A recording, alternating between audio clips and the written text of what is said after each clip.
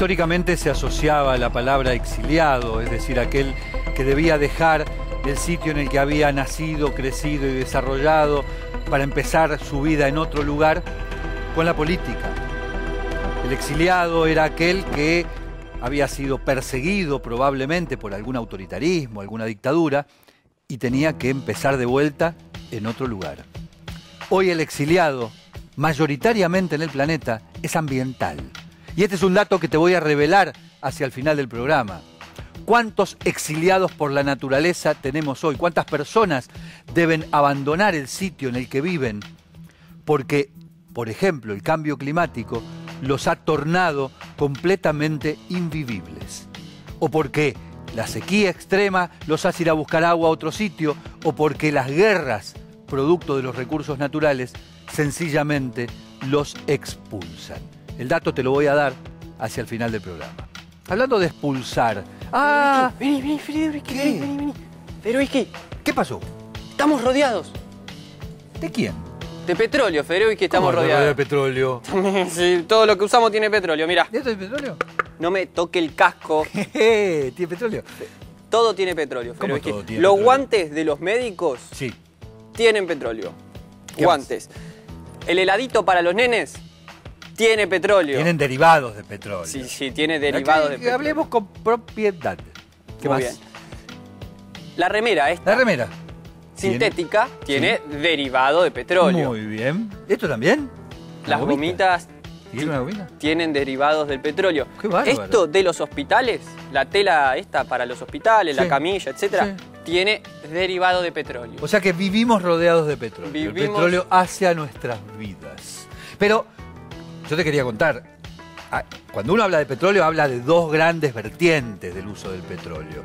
Una que es, digamos, la que verdaderamente hay que tratar de reducir, que es la del petróleo como combustible, porque se quema, produce dióxido de carbono, gases de efecto invernadero, etcétera, etcétera. Pero después, todos los derivados del petróleo que nos ayudan a vivir un poquito mejor con esto, bueno, en algunos casos hay que discutirlo, ¿no? Vivimos mejor, pero una pregunta.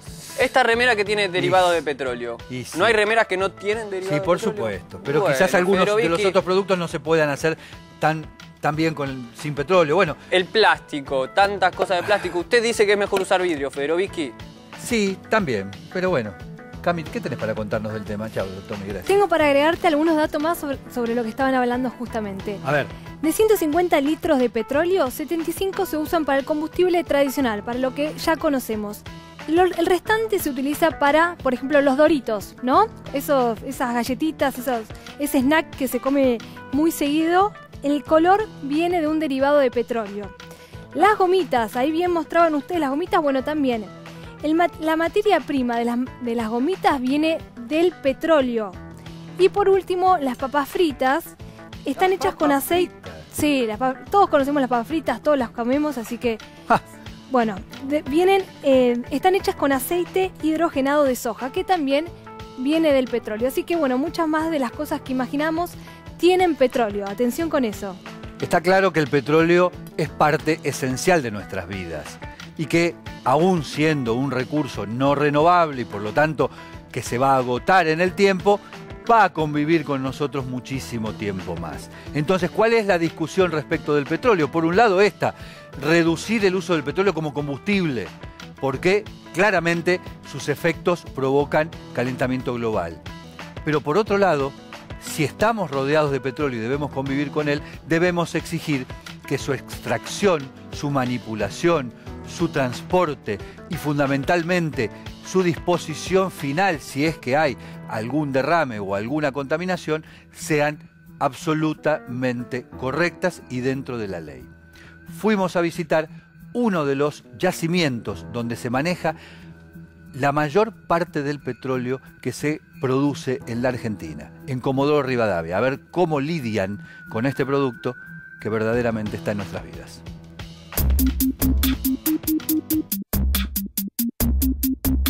En nuestra reciente visita a la región de mayor producción de hidrocarburos de la Argentina, ubicada en el Golfo de San Jorge, en el límite entre las provincias de Chubut y Santa Cruz, llegamos hasta el yacimiento Cerro Dragón, el más importante emprendimiento petrolero del país. Aquí, en una superficie equivalente a 17 veces la capital federal y con más de 4.200 pozos de producción de gas y petróleo, se desarrolla esta actividad con un sistema de automatización que preserva, en primer lugar, la actividad humana y, en segundo lugar, el cuidado del entorno ambiental. Bueno, Cerro Dragón es el yacimiento productor de petróleo más grande del país. En este momento estamos con una producción aproximada de 14.500 metros cúbicos día. Es el 18% de la producción de petróleo del país. Todos nuestros procesos están telesupervisados. Tenemos salas de control como esta, operadores especializados que están visualizando variables, analizando tendencias y también detectando alarmas y tomando acción sobre ellas, ¿no? Los sistemas usados bajan los niveles de riesgo de derrame o de algún otro inconveniente. Recordemos que esta actividad tiene procesos que la hacen gran consumidora de energía eléctrica y de agua. Por eso es tan importante que todo sea autosustentable. Generamos energía propia. La fuente de generación que usamos es el gas propio que nosotros producimos. Es decir, nosotros no estamos afectando el sistema interconectado patagónico. Todos nuestros procesos industriales se realizan con agua salada de formación. El agua dulce que utilizamos es simplemente para el uso domiciliario que podríamos llegar a tener cada uno de nosotros en nuestros hogares, y también lo utilizamos solamente para perforar las zonas de las capas donde atravesamos las capas freáticas, que son los primeros 300, 400, 500 metros del pozo. Aunque se sabe que la geografía patagónica es desértica y hostil para la vegetación y la fauna, es notable que sea una región tan rica en biodiversidad original. Conocer para cuidar es nuestra premisa. Conocemos muy bien el entorno donde operamos en las distintas unidades de negocio, y eso hace que podamos tomar decisiones en torno a nuestra planificación productiva de la mano del ambiente en el cual estamos operando. Un buen ejemplo de eso es la ubicación de un pozo, en donde hay que tener en cuenta no solo el subsuelo, sino la superficie. Entonces, el disponer de buena información ambiental y de calidad y usar eso como herramienta en la toma de decisión nos permite encontrar entre el reservorista y la persona de ambiente la mejor ubicación posible para minimizar el impacto de esa locación o de ese pozo. Nos surge otra pregunta. ¿Qué pasa cuando hay que perforar en un sitio de sensibilidad ambiental como un mallín de agua o una zona rica en flora? Hemos construido una muy buena línea de base ambiental de nuestras áreas de operación con profesionales expertos en cada una de las temáticas: vegetación, fauna, suelos, geología, geomorfología, arqueología, paleontología. La combinación de la información que contienen esas capas o esas disciplinas te permite decir, bueno, ok, zonas de determinada pendiente voy a tratar de evitarlas, mallines también, cursos de agua. Entonces puedes ir acomodando la operación al entorno y tratar de que eso sea armónico. La actividad petrolera es una industria dominante y fuerte, ya que produce materia prima para casi el 80% de los elementos que consumimos a diario.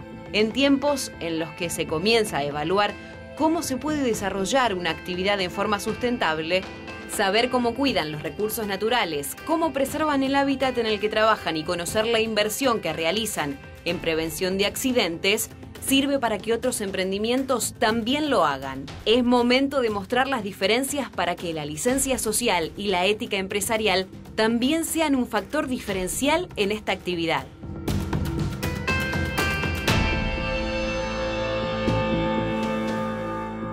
Aclaremos un par de cosas sobre la actividad petrolera. La primera es que los estándares internacionales de los últimos 10 años principalmente obligaron a muchas de las petroleras a adecuarse a formas de extracción, producción, refinería y transporte de petróleo a la cual no estaban acostumbradas. Segundo tema, buena parte de la sociedad empezó a exigir estándares ambientales de otro nivel. Recordemos que los derrames de petróleo y los pingüinos empetrolados en la Patagonia hasta hace 15 años eran el paisaje más conocido de todo el sur de la Argentina. Algo obviamente y positivamente ha cambiado. No todos, sin embargo, se han adecuado del mismo modo. Y todavía persiste, por ejemplo, en Comodoro Rivadavia, que acaba de ser fuertemente dañado por una inundación en el mes de marzo, un debate acerca de dónde se localizan los pozos de petróleo. Porque se dice, a veces con buen criterio, que las localizaciones más derivadas de la existencia del pozo que de una buena armonía con el ambiente fueron las que agravaron en gran medida los aludes que cayeron sobre Comodoro Rivadavia, producto de esos terraplenes o locaciones en donde se han puesto los pozos, quizás no con el debido respeto por la naturaleza. Entonces, estas son las cosas que hay que considerar a la hora de ver efectivamente cuál es la performance vinculada con la extracción del petróleo. Y por último, el transporte. Desde Cerro Dragón, a lo largo de 71 kilómetros de cañerías subterráneas, se lleva el crudo hasta Caleta, Córdoba. Allí también hay un fuerte nivel de riesgo porque el trasvase y el manejo del crudo podría llegar a provocar problemas.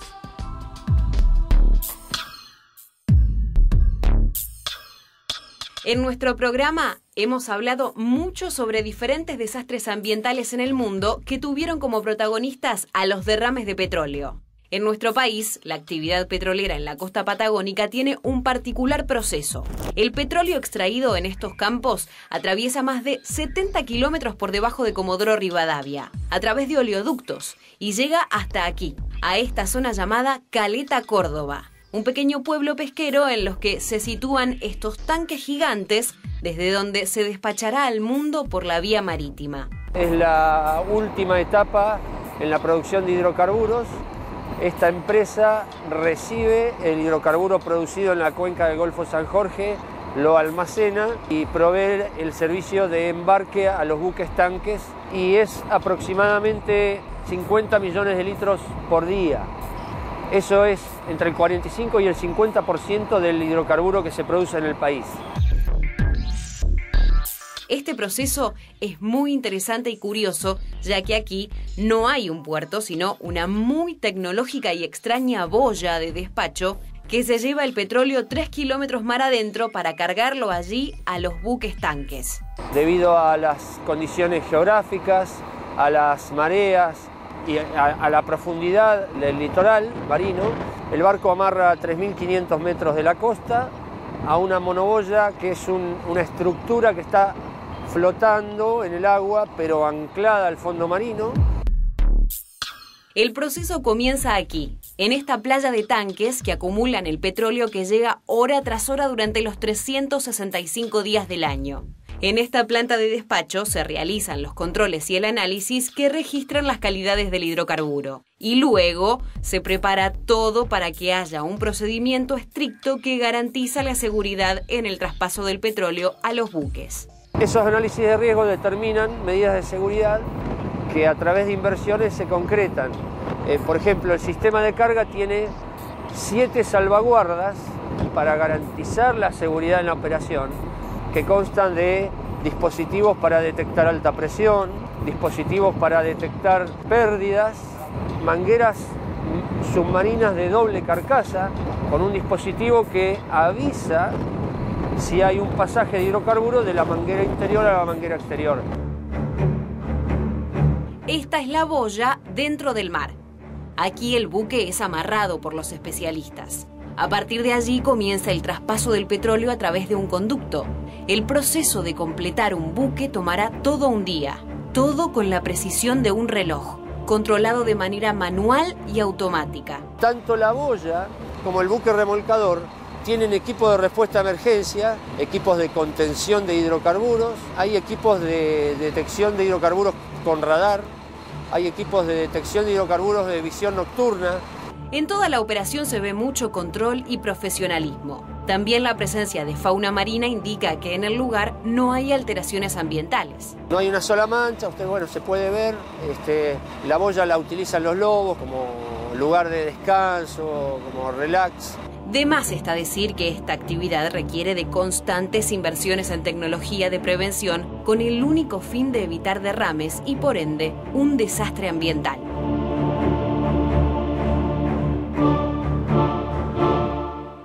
Otra de las discusiones que se da respecto del petróleo es el uso del agua. Y en los alrededores de Comodoro Rivadavia, claro está, una zona desértica obviamente, hay una fuerte discusión sobre si se abusó en la extracción de agua dulce de uno de los lagos más emblemáticos que hay en la zona de Comodoro Rivadavia. A unos 100 kilómetros aproximadamente hay dos lagos juntitos. Uno es el Múster y el otro es el Colué Guapí.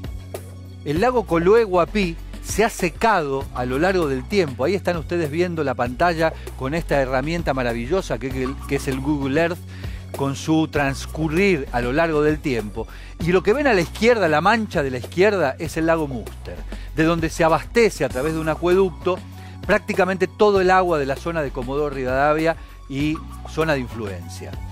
A la derecha van a ver el lago Colué Guapí. Fíjense, en el año 1984 y en el año 2016 partimos de un lago lleno a un lago prácticamente vacío.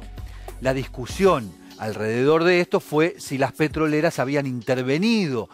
Hay una discusión que además tiene que ver con el uso del agua del falso Senguer, que es el río o el canal que vincula al Múster con el Colué Guapí, que aparentemente ha sido reutilizado y derivado para canales de riego y cosas no muy sanctas. Lo cierto es que mientras el lago Múster, que es de origen tectónico y tiene como 20 metros de profundidad, se mantiene perfectamente, a su lado, a pocos kilómetros, el Colué Guapí, que tiene apenas 2 metros de profundidad y que es totalmente barroso, permanece permanentemente atado a los ciclos de sequía y humedad. Y desde el año 2000 en adelante ha sufrido una brutal sequía, tanto es así que en su lecho seco se han encontrado los restos de un avión que había caído en la década de 1960.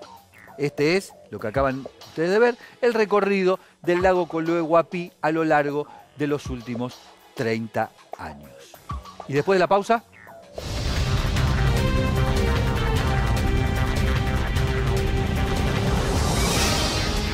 cada vez mayor cantidad de dióxido de carbono en la atmósfera, a pesar de todos los acuerdos que se firmen.